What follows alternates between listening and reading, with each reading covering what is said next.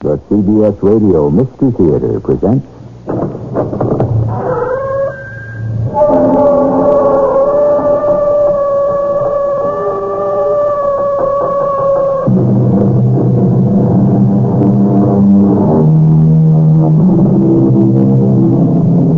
Come in.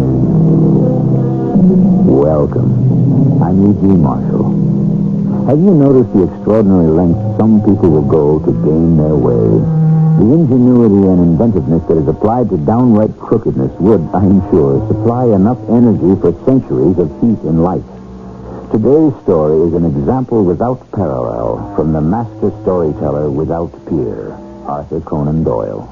Dr. Brooke, have you ever been exposed to danger? Physical danger? No, I have not.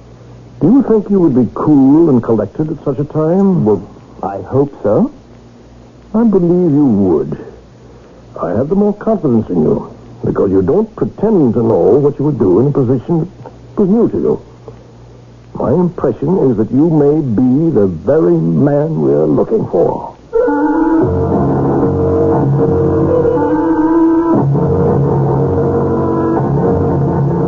Our mystery drama, Never Answer an Advertisement, is adapted from a story by A. Conan Doyle, especially for the Mystery Theater by James Agate Jr., and stars Russell Horton and Joan Beal. I'll be back shortly with Act One.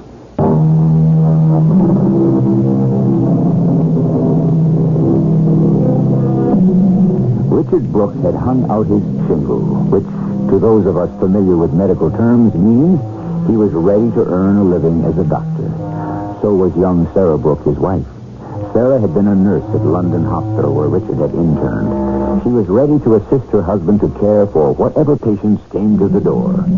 Days, weeks, months went by, but nobody came to the door. Sarah, I simply cannot understand it. Even patients who've been recommended to me by other doctors, where are they? The week before last, you were quite busy, Richard. I was? Well, there was that nice Mr. Trevor and old Mrs. Garland. You haven't forgotten her. 2 weeks ago. 2 patients in 2 weeks. A case of nosebleed from a lady who spent too much time over a hot stove, and a gentleman, a case of poison ivy from weeding in his garden. Oh, my sweet wife, what have I gotten you into? Nothing more than from a doctor who is struggling to get established. Do you think I expected miracles the first year?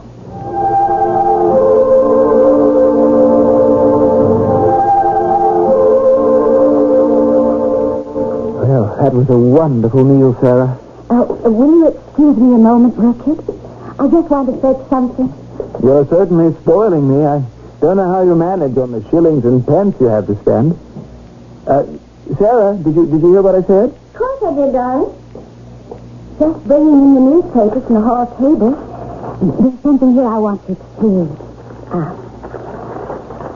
Situations wanted. Employment opportunities. Person. Oh, Sarah, you haven't been looking at the help wanted column again. Well, what harm can it do if I brought in some extra money? I suppose you're right. Here, Richard, you look. Perhaps you can find something for me. I think there are 2 kinds of jobs I could manage. After all, I am a registered nurse, so I could do private nursing. Or, as you tell me every dinner time, since I'm a witch in the kitchen, You do perform miracles, no doubt about that. Well, what about a job as a cook in someone's household? Oh, you look at this. Wanted for 1 or more days the services of a medical man. It is essential he be a man of strong physique, of steady nerves, and of resolute nature. Must be an entomologist. Coleopterist preferred. Apply in person at 44 Hanover Square, Messrs. Peabody and Freeman, solicitors. Application must be made before August 1st to John H. Faraday, Esquire. What do you think of that, Sarah? Strangest advertisement I've ever heard.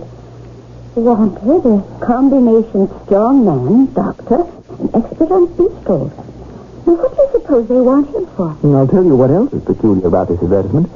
Peabody and Freeman used to be my father's lawyers. I thought your parents were dead, Richard. Oh, yes, my mother is. And so far as I know, to be quite honest, Sarah, I've no idea whether my father's alive or not. You told me he disappeared when you were 6 years old. But But your mother never saw him. All I know is what Mother told me. He'd gone to South America, and then one day these lawyers, this same firm, Peabody and Freeman, got in touch with Mother and said Father had asked for a divorce. And she gave it to him? Well, there wasn't any question of money. At that time, Father never had any. I think he'd gone off to run somebody's coffee plantation. So it was Mother who brought me up alone. In fact, she never knew it, but she was the one responsible for my going into medicine. Oh. You see, when she died, Mother was quite young, no more than 30. I thought to myself, if I could become a doctor, or rather, if I'd only been old enough to be a doctor, perhaps I could have saved her life. You never told me that before. It's just that, well, it was all past. I never thought about it. So, shall I answer it? I'm strong. I'm a medical man. Sounds as though I could make some extra money quite easily. 2 days' work. Isn't that always the way? Here I am looking for some part-time work, and you find it. I think I'll go around first thing in the morning to 44 Hanover Square and see what these lawyers have up their sleeves. But it says they want an entomologist. Yes. A coleopterist preferred. Isn't that lucky? Richard Brooke, what do you know about beetles? Well, what do you think is in that box of wooden trays in the basement? A fairly decent collection of beetles, weevils, and strepsitters. It's been my hobby for years. I used to know quite a lot about the species. And what I don't know, I could find out. Richard, what am I? Your wife or a stranger? First you don't tell me about your parents, and then you collect beetles. What next? Let me tell you what is also interesting about this. Apply to John Faraday, attorney. The name Faraday. Do you know him? Oh, Faraday happens to be one of the great entomologists of the century. I've read all his books. I wonder, could they be related? What do you think, Sarah? May I see that newspaper again? Wanted. A man of steady nerves, strong physique. Well, that's you, all right. Oh, as a matter of fact. Now, don't tell me. I don't want to hear it. I know what you're going to say. When you were in grammar school, you were an Olympic weightlifting champion. Oh, almost. For 2 years running, I won the weight throwing competition at inter-hospital sports. Oh, Richard Brooke, you're impossible. But I guess that's why I love you.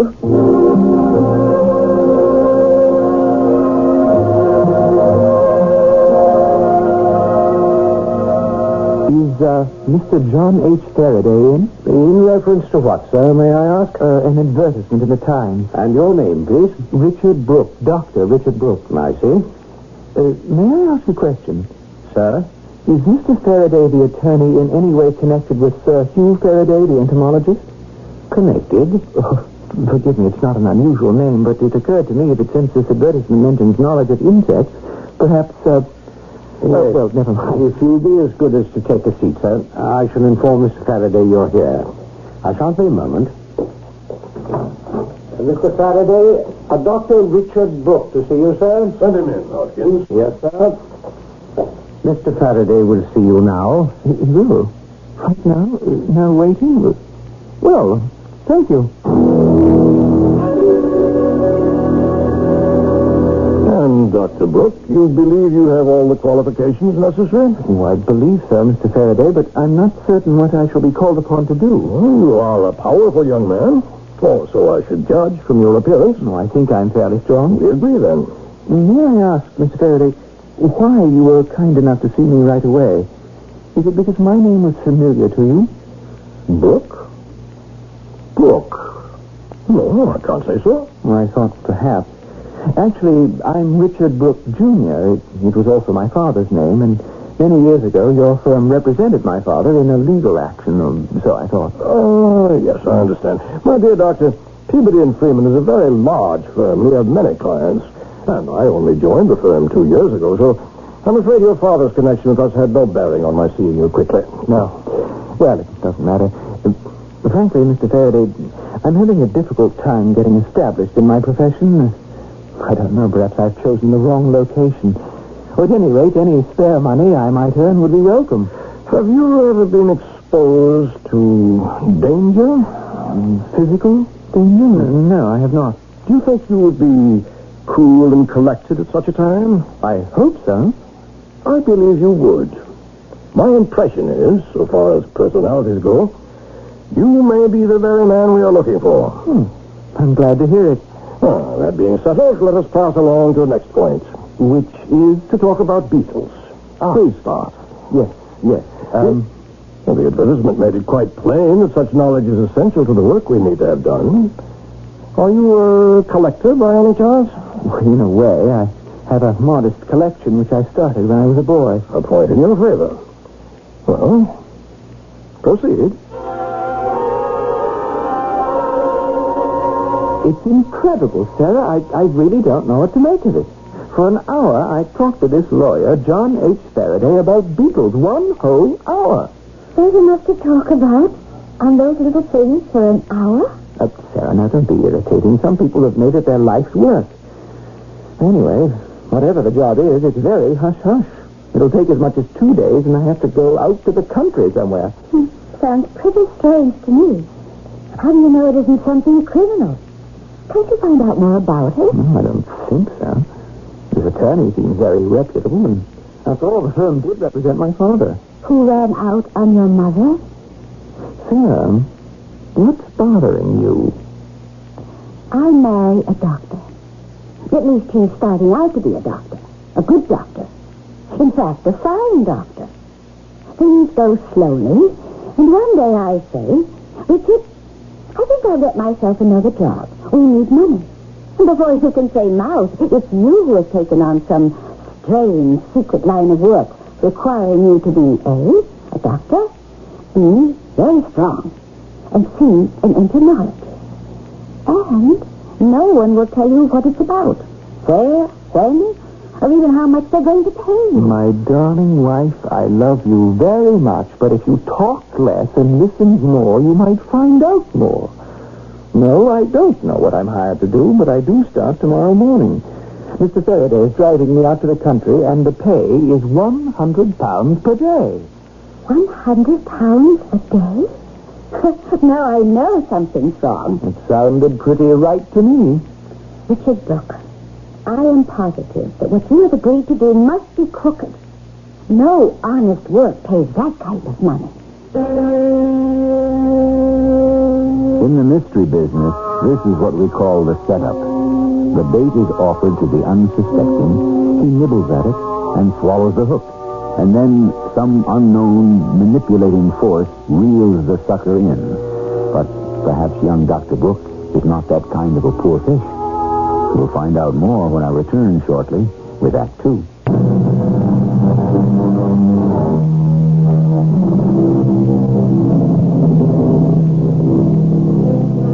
Poverty and ambition make strange bedfellows, so the saying goes. Meaning, I suppose, that if your need is great, you may close your eyes to the means. And £100 a day to perform some unknown task makes leaping before you look seem simple. At least that's what Dr. Richard Brooke keeps telling himself as he is driven into the countryside north of London. Have you brought enough clothing? If our stay is extended. Well, you said 1 day or 2, Mr. Faraday. Are you averse to staying on 3 or 4 days?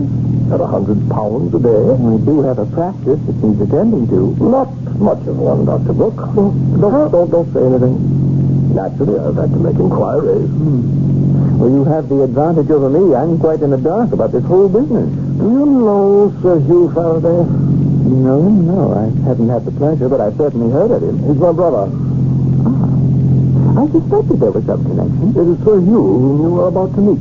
His books have been my inspiration even before I began the study of medicine. But surely, Mr. Faraday, if you wanted someone to talk about beetles with your famous brother, you could have found someone more expert than I. Well, this much I can tell you. What we are about to do is for the benefit of Sir Hugh. We are about to assist him in an area where he cannot help himself. It all sounds so mysterious. Trust me. That's all I ask. Put yourself absolutely at my disposal and remain always at my side while we are at Heatherthorne. Is that the name of Sir Hugh's country place, Heatherthorne? Well, didn't you know? I'm afraid not. You must promise to do whatever I ask, however unreasonable it may appear to you. I wasn't happy when you told me that yesterday. Well, you should have said so then. It's a good deal to ask of anyone. Shall I turn back? There's still time. No, of course not. I'm sorry I mentioned it. Is this it, Heatherthorne? My goodness, no. We're at my sister-in-law's house. Lady Faraday, Sir Hugh's wife? Lady Evelyn. Yes, she has this little cottage of her own a few miles south of Heatherthorne. She expressed a desire to meet you. How do you do, Doctor? My pleasure, Lady Evelyn. Evelyn, I think we have found the right man. Dr. Brooke is actually a collector of beetles. But then you must have heard of my house. Oh, indeed I have. But you've not met him. We're on our way up to Heatherthorne now. Have you told him? Only as much as I thought safe for him to know at this point. You wanted to meet him, so we stopped by. Evelyn, don't despair. It will turn out for the best. No, it's not that. I put my hand to my head because... I know. Have you quite recovered? Or does it still pain you? Oh, sometimes it hurts a bit. If you'll forgive me, Lady Evelyn, when did you last have that cut of your eye attended to? No, I go in every few days to see my doctor. May I take a look? Well, if I were you, I'd go see him tomorrow. It's getting a bit infected. Oh, I have. Thank you, Doctor. How did it happen? The stupidest thing. I ran into a door one night. Well, I think we should be off. I'm so worried about you, John. You be careful. Oh, I have a good, strong right arm beside me. Oh, yes, he does look strong. Good luck, Doctor. I may need it. I wish I knew what to expect. Well, Doctor, one thing you may be certain of. You will not be asked to do anything of which your conscience does not approve. Doctor, I am hopeful that when this is all over, you will be proud to have helped us.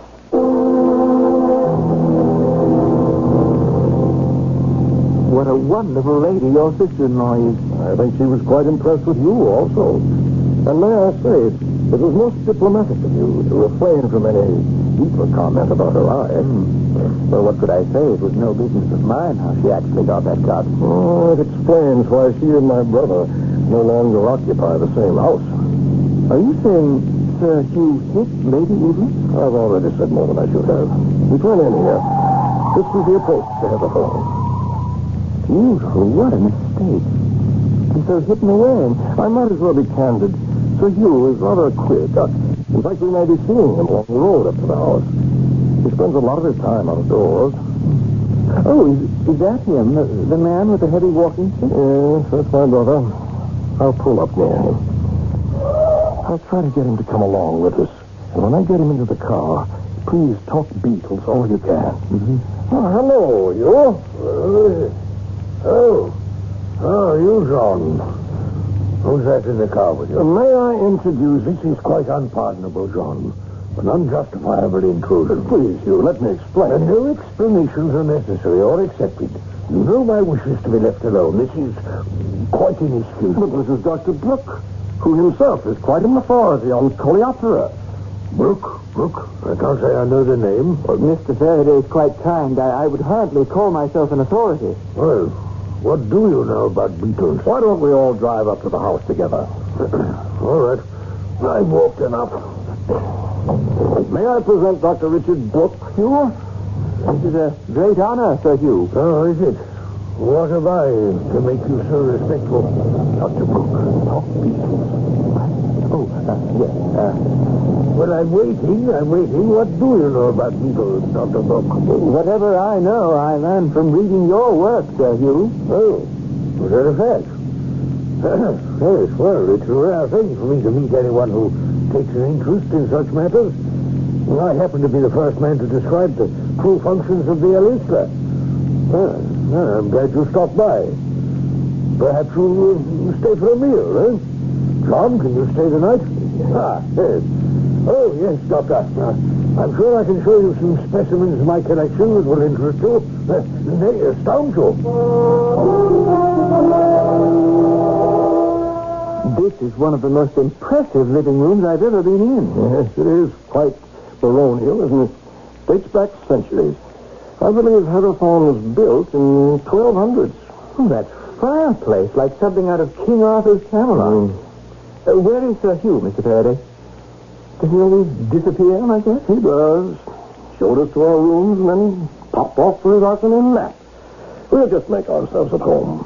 I'm still not very comfortable in this situation, you understand? You were doing just fine, believe me. I had no idea you were so well-versed in beetle lore. I think my brother was quite taken with your expertise. It's also very different from what I expected. There's heavy locks everywhere, there are heavy doors, bars on the windows. And Sir Hugh going about from room to room, brandishing that enormous walking stick like a club. What is he afraid of? Oh, it's a long story, Doctor. He has a certain kind of complex. I can't explain it. I think you have explained it. His persecution complex, pure and simple. Well, let's not jump to any conclusions. Will you have a drink? Glad to. With some of this red wine, do you? Is a decanter full? By all means. It's such a gloomy place, see? Just looking out the window, I thought I saw two men walking together. One had his arm through the others as though he were restraining him. Probably the gardeners. Oh, look there. That woman in a white uniform crossing the path. I don't know what happened. The counter slipped right out of my hand. Mr. Faraday, will you come over here and sit down? That's right. I may only be someone you've engaged in some secret part-time work, but I am still a doctor. I am still able to diagnose. Now, but please, let me finish. I can see that your nerves are getting the better of you. Yes, I am nervous, Doctor. You see, this is a difficult burden for me to bear, but I am resolved to go through with it. Why don't you tell me what it is? Well, you understand what I'm doing is entirely from a sense of duty. I know that I'm taking quite a risk, and if things should go wrong, I wonder who would mourn me. You talk as if you were about to confront death. Don't say that word. Here he comes. Well. I have you both all to myself, eh, what? Dr. Brooke, you've decided to spend the night then, have you? Delighted to, Sir Hugh. Well, after dinner, a real treat. I shall show you what I know to be a collection of the rarest specimens anywhere on the continent. I have a specimen of the sacred beetle which Henri Fabre has immortalized. What do you think of that, eh? John, what's all this mess on the floor here? Glass, wine. Who broke the decanter? John, it wasn't you, was it? You careless fool. I might have known. Dr. Brooke, you see before you a man without honor in his own house. A man who's plagued by a stupid brother. Quick, Mr. Faraday, don't let Sir Hugh fall to the floor. He's fainting.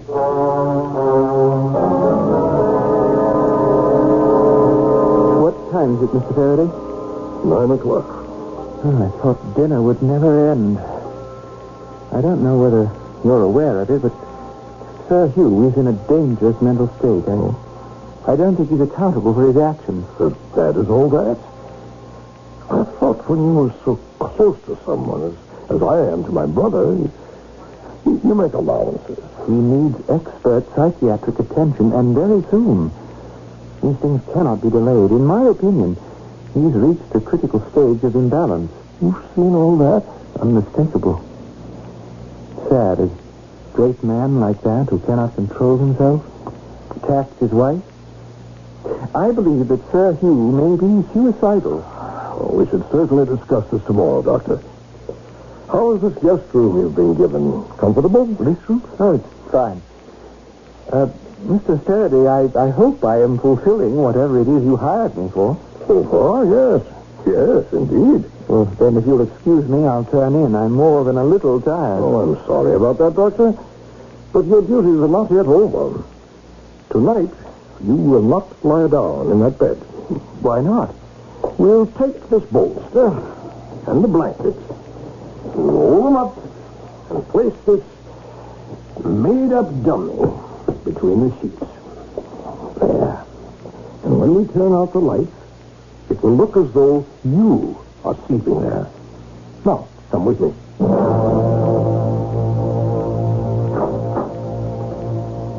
This is the second guest room on the floor, the one I usually occupy. Now, we do the same as in your room.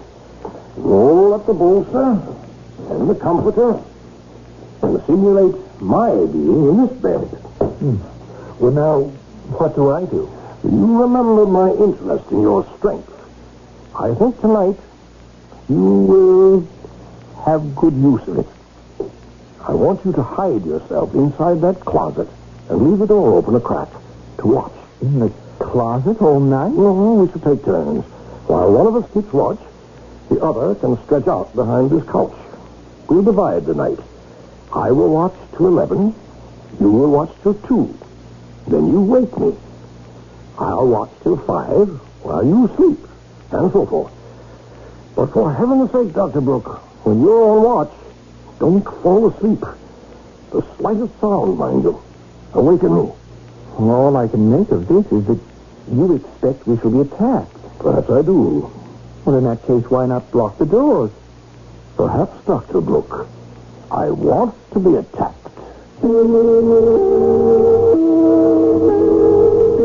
A doctor and a lawyer pay a call on a great scientist, only to find him somewhat less than responsible. Is Sir Hugh as mad as he appears? Is he dangerous? Or is this some fantastic game? It could be.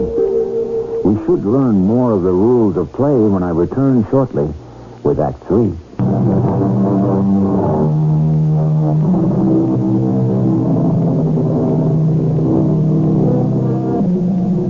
Many is the mystery Conan Doyle has bequeathed us. Plots with incredible twists, eccentric characters, frightening locales, and ingenious solutions. None, however, more outlandish than this night spent at Pepperthorn, as Dr. Brooke and Attorney Faraday keep watch. But against what? Faraday,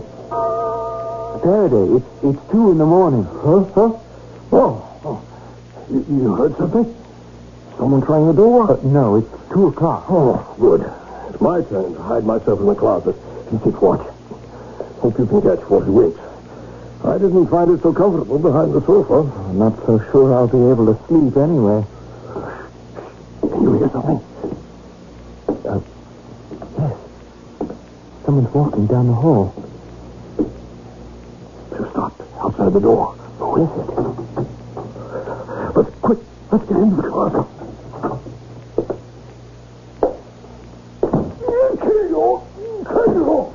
Kill you, Watson. He's attacking the bed. I can't hold him back. It's hard.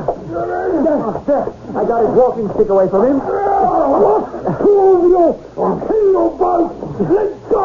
You. I can't hold him any longer. I'll have to knock him out.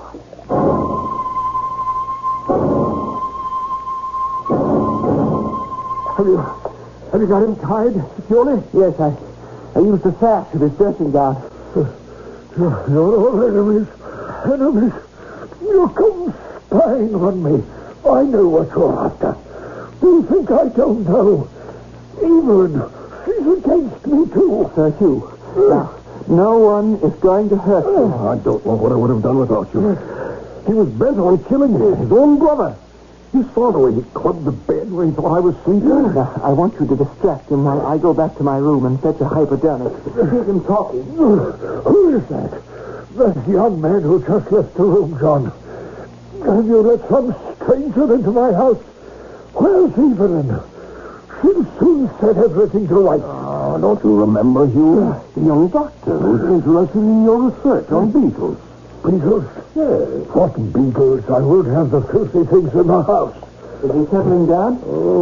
Now, Sir Hugh, I'm just going to pull your sleeve up. There. Now, you're not going to feel this at all, and it'll help you sleep. John tells me Haverthorne is infested with beetles.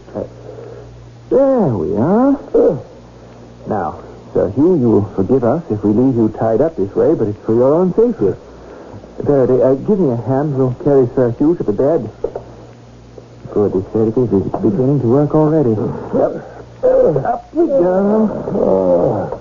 I like being carried. When I was in Africa, in my younger days, such and out various specimens, they always carried. Good. You'll be quiet now. Let's go back to my room, Faraday, where we can talk.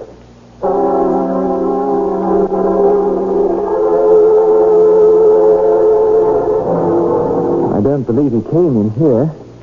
Let's take this rolled-up dummy from the bed and straighten out the room. I may have been next.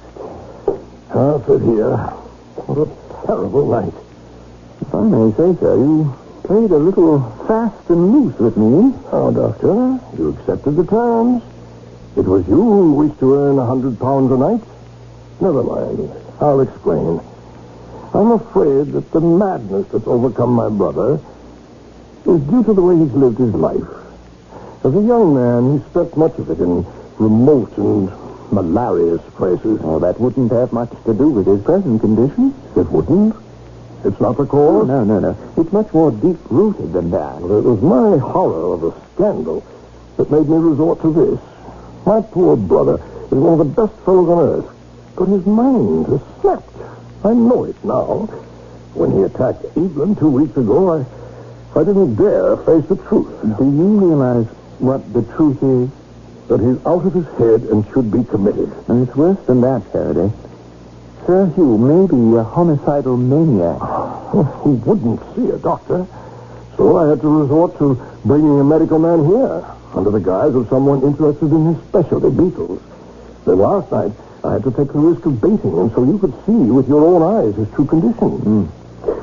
Well, for Sir Hugh's own well-being, there's no doubt he should be committed. I'm glad you agree. I've prepared all the legal papers. I'll be glad to sign them. And tomorrow, arrange to have him transferred to a sanitarium. I am relieved. If you'll wait a moment, I'll bring you the papers. And then I think both of us will be able to rest a little more easily.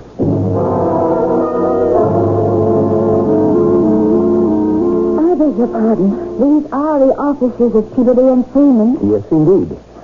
Forgive me for being so early, but I'd like to see Mr. John Faraday, one of the attorneys here. Oh, I'm sorry, Mr. Faraday is not in. He's been out a few days.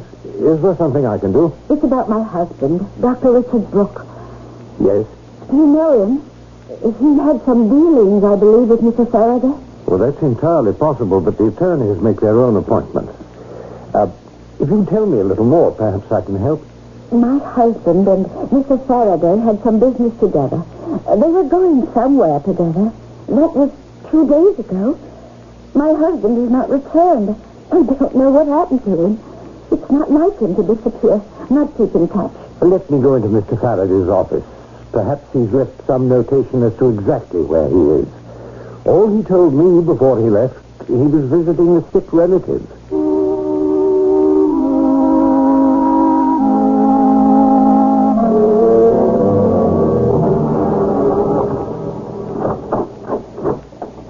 Dr. Brooke. Dr. Brooke, wait up.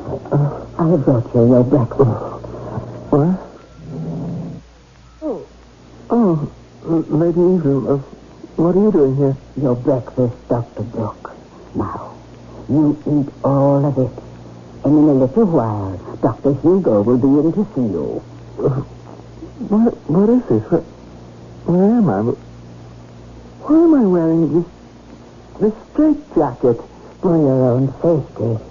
You were a little rambunctious last night. Lady Evelyn, is this a joke? What are you doing dressed up in that white uniform? Now, Dr. Brooke, we don't want you to excite yourself. My name is Helen, not Evelyn, and I'm one of the nurses here. Nurses? I don't understand. Ooh, my head. That taste in my mouth. Well, I've been drugged. I've got to get out of here. Please try to calm yourself. You only make it worse. I am afraid you can't leave here just yet. Well, what room is this? This isn't where I went to sleep. There are bars on the window. And on the door. Well, if you'll just eat what I've brought you, quietly, everything will be all right. Am I going mad? Do you mean to tell me you are not Lady Evelyn Faraday, the wife of Sir Hugh Faraday? No, indeed. My heavens, no. We didn't meet yesterday at your cottage a few miles south of here? Yesterday you spent the entire day in bed, in this room, sleeping. Only last night you became a bit violent. We have not met before. In your dreams, perhaps, Dr. Brooke. You were admitted here 2 days ago. Now, wait a moment. That cut over your eye, didn't I tell you to have it treated where your husband hit you? Dear me, I have no husband. No, I'm afraid that's the affectionate mark of one of our inmates. Patients. He threw a glass at me. Did you say inmates? Where am I? Isn't this Heatherthorne, Sir Hugh's country house? It is Heatherthorne, Doctor. And we do call it a country house. But I'd rather leave the rest to Dr. Hugo to tell you.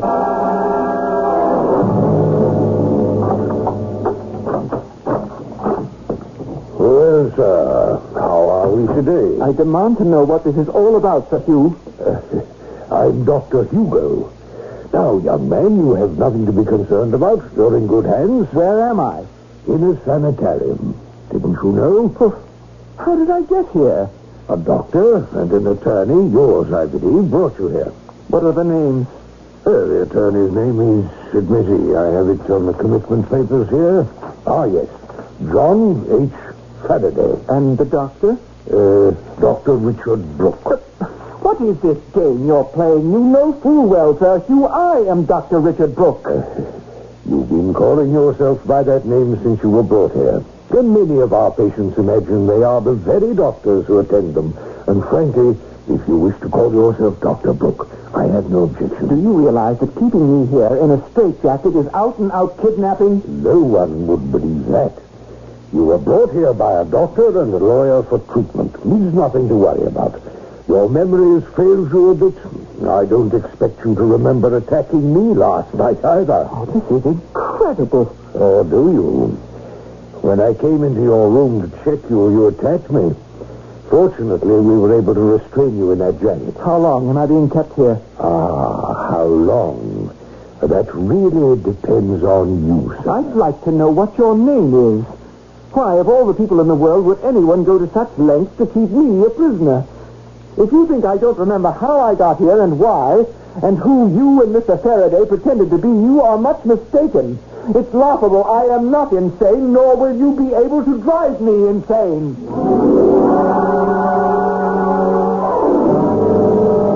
Mrs. Brooke, I don't find any notes on Mr. Faraday's desk or calendar where he might be. Why don't you come back tomorrow? Tomorrow? Oh, that'll be 3 whole days. Don't you realize my husband is missing? I can't let 3 days go by and do nothing. Is there no one here I could talk to? Well, unfortunately, Mr. Faraday's secretary is out ill. She's been out a few days also.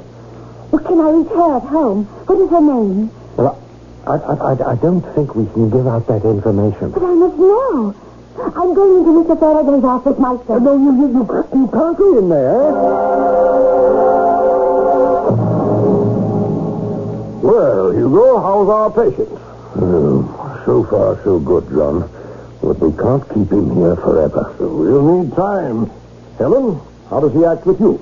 Indignant. We've got to keep him quiet. The only way is to go on sedating him. He laughed at me. Kept calling me Sir Hugh. I think you played that part convincingly. No, he knows better, but he doesn't know why. But don't I get any compliments for my role as Lady England? No, seriously. What I don't like about this, John, is that this business endangers the entire home. You must have considered that, Hugo, before you decided to come in on this with Helen and myself. But I run a respectable rest home. We have other patients, and if word of this ever got out... How could it? We have signed commitment papers proving he thinks he's Sir Hugh Faraday.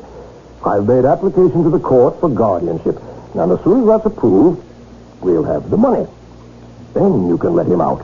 There's no chance of his ever finding out. None whatsoever. His father's dead, and I am handling the estate. I've got to get back to town. I'll leave Brooke to you and Hugo. You do your part, and I'll do mine. For a little effort, my friends, we shall all have an equal share in £500,000. Good morning, Mr. Faraday. We had a little trouble yesterday, and you may find your desk in something of a mess, sir. Trouble? What trouble? Well, the wife of the doctor you had an appointment with came by asking for him. Doctor? What doctor? I went to the country to visit my brother. The lady insisted that you'd gone off somewhere with her husband, the Dr. Richard Brooke, I believe. And I'm sorry about the police, sir. What police? Well, she went into your office, Mr. Faraday. I couldn't stop her. She went through everything on your desk and found the name of her husband on some legal papers, sir. And then she went to the police. Incredible. The woman must be mad. Unbelievable. Yes, it is, sir. The police went round to Miss Helen's flat, your secretary, sir, and spoke with her mother. I understand her mother gave them an address in the country where Miss Helen was visiting. A nursing home? It was all very confusing. Are you sure about all this, Hopkins? Oh, yes, Mr. Faraday. The police inspector can explain it better than I, sir. He's waiting for you in your office right now, sir. Another helping, Richard? No, thank you, darling. I'm stuffed. I've said it before, and I don't mind repeating it. You are the finest cook who ever came out of nurse's training school. Perhaps it's because you've been starving yourself for 2 days. I had to keep awake and my wits about me. The steak and kidney pie is heaven. Being poor was fun while it lasted. Darling, it'll be months before I get my inheritance, and who knows, maybe before then my practice will pick up. I have a feeling it will. The whole story about how that lawyer tried to get his hands on the money your father left you has been in all the papers. You're celebrated. Yes, but not because I'm such a good doctor. Oh, that'll come. I suppose, if I keep at it. Stranger things have happened. I should say so. Here I thought I was marrying a poor, struggling doctor. And your father leaves you a fortune. Oh, Sarah, my real fortune is you. If you hadn't come chasing after me, I might still be wearing a straitjacket. The twist at the beginning, the twist at the end. The hallmark of Conan Doyle's stories. Elaborate, aren't they? The lengths to which some will go to gain their ends. When I return, I'd like to tell you what the author himself wrote about the very story you've just heard.